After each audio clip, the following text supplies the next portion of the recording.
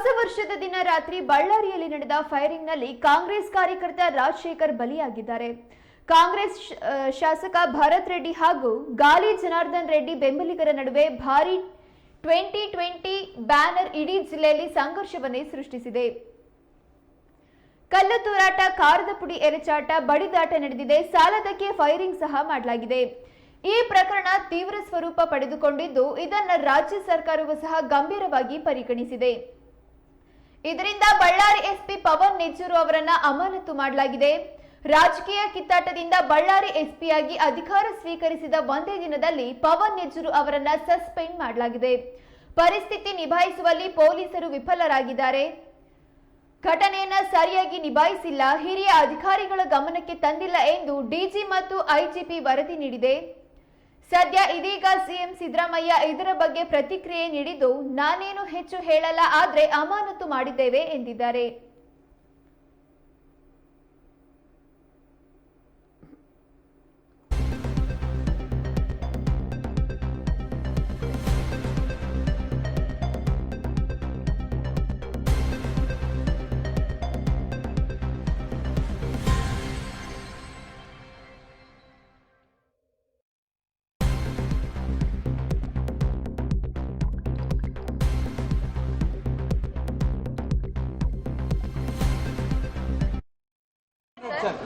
I have suspended SP of Ballari district.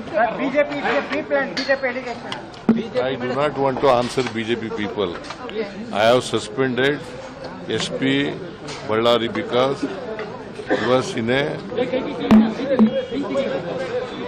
he was not present in this spot. I have suspended SP of Ballari district. BJP is a pre-planned BJP allegation. I do not want to answer BJP people. I have suspended SP Ballari because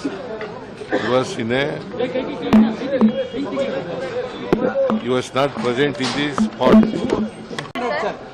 I have suspended SP of Ballari district. BJP is a pre-planned BJP allegation. I do not want to answer BJP people. I have suspended SP Ballari because he was